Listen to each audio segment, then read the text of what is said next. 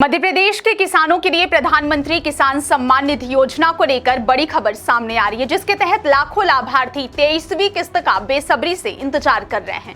और यह इंतजार इसलिए भी बढ़ गया है क्योंकि पिछली यानी कि 22वीं किस्त 13 मार्च को किसानों के खातों में ट्रांसफर की गई थी और अब 4 महीने के निर्धारित अंतराल के हिसाब से अगली किस्त का समय भी करीब आ चुका है।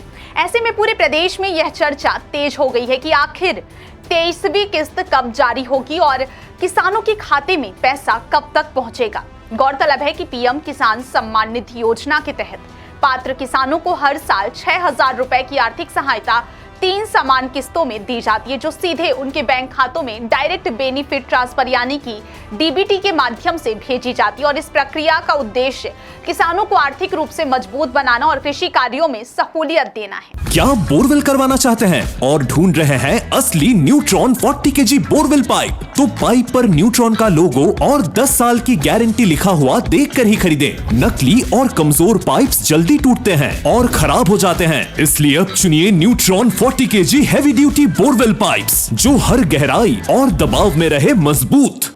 मीडिया रिपोर्ट्स और प्रशासनिक संकेतों के अनुसार 23वीं किस्त के लिए तैयारी तेज कर दी गई है और अनुमान लगाया जा रहा है कि यह किस्त जून से जुलाई तक कभी भी जारी की जा सकती है। यानी जून से जुलाई के बीच यह किस्त कभी भी जारी की जा सकती है और एक संभावित तिथि 18 जून भी निश्चित की गई है।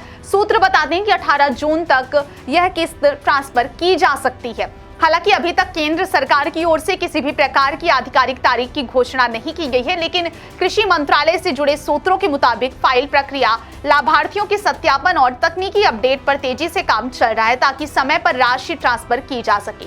वहीं दूसरी ओर यह भी स्पष्ट किया जा रहा है कि सभी किसानों को यह किस्त नहीं मिलेगी, क्योंकि सरकार ने लाभ वितरण में पारदर्शिता सुनिश्चित करने के लिए कुछ अनिवार्य शर्तें तय की हैं, जिनमें सबसे महत्वपूर्ण है ई-केवाईसी प्रक्रिया का पूरा होना। यदि किसी किसान ने समय पर ई-केवाईसी नहीं कराया है तो उसकी किस्त अटक सकती है या फिर रोक दी जाती है। ई-केवाईसी को किसान पीएम किसान पोर्टल पर जाकर आसानी से पूरा कर सकते हैं। इसके लिए उन्हें केवल अपना आधार नंबर दर्ज करना होता है और फिर रजिस्टर्ड मोबाइल नंबर पर आए ओटीपी के माध्यम से सत्यापन पूरा किया जाता है। इसके अलावा बैंक खाते का आधार से लिंक होना भी अनिवार्य है, क्योंकि डीबीटी प्रणाली तभी सुचारू रूप से काम कर पाती है जब बैंक खाता एनपीसीआई से सीडेड हो, यानी एनपीसीआई मैपिंग सही तरीके से पूरी हो।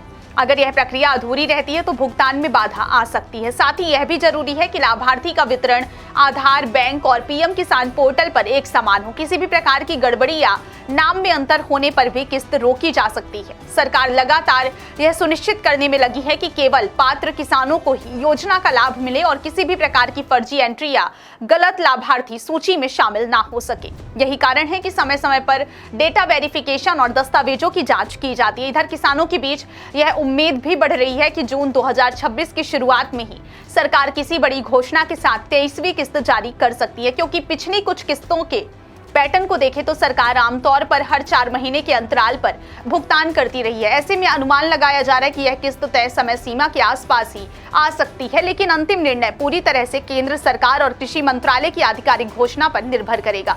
फिलहाल किसानों को सलाह दी जा रही है कि वे अपने सभी जरूरी दस्तावेज अपडेट रखें, ई-केवाईसी समय पर पूरा करें और बैंक खाते की स्थिति भी जांच लें ताकि भुगतान में किसी तरह की देरी ना हो। कुल मिलाकर पीएम किसान सम्मान निधि की 23वीं किस्त को लेकर उत्साह और इंतजार दोनों चरम पर है और आने वाले दिनों में सरकार की आधिकारिक घोषणा इस पूरे संशय को खत्म कर देगी, जिससे लाखों किसानों के चेहरे पर राहत और आर्थिक सहायता की नई उम्मीद फिर से लौट आएगी।